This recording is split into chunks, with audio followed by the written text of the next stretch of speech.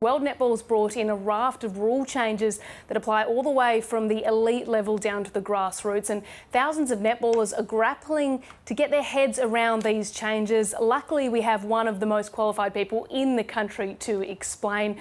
Sharon Kelly, she's the head of performance and umpiring for Netball Australia, and she joins me now. Thank you so much for your time on Weekend Breakfast, Sharon. Why have these rules been introduced?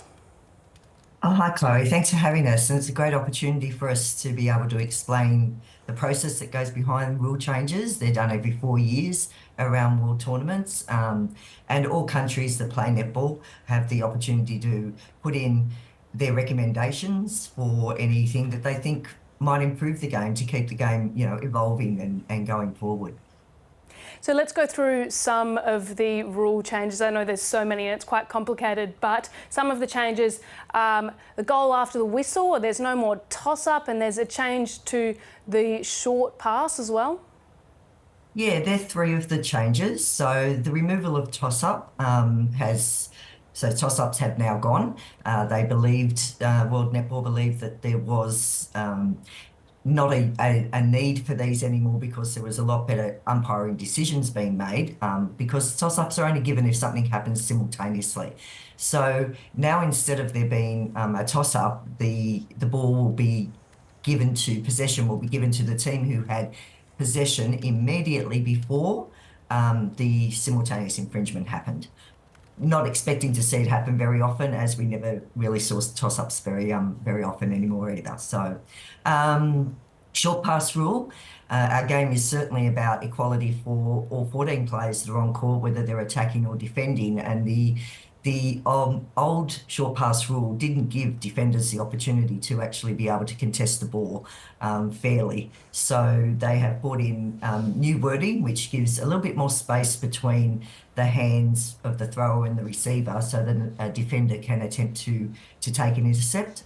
So it'd be more enjoyable for everyone, I think. So, and the goal after the whistle is now around the ball being released before the buzzer goes for the end of time. So if the ball has been released by a goal shooter or goal attack legally within the goal circle, and the ball does go through the ring, then the goal will be scored. So they're calling that one buzzer beaters. So everyone seems to like that one. Well, I'll miss the toss-up a bit. I love that about netball, but there's an emphasis. Me too, Chloe.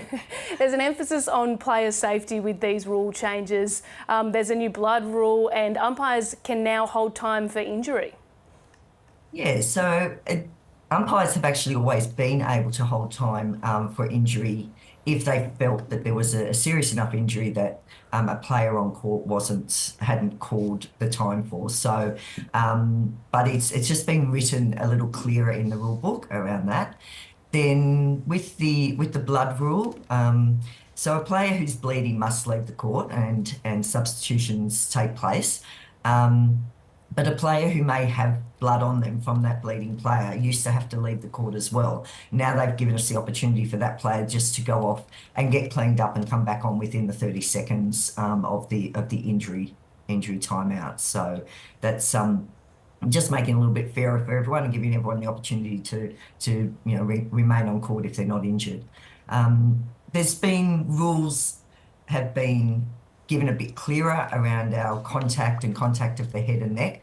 As most sports are going through, we're seriously looking at the safety and well-being of all the players, and we have rules written around any contact with the head or contact that results in the head or neck hitting the floor, and what the umpires can do with that, what penalties are involved in that. So it's about players taking responsibility for what they go for and using their skill at the right time, and not putting another player in any danger of being injured.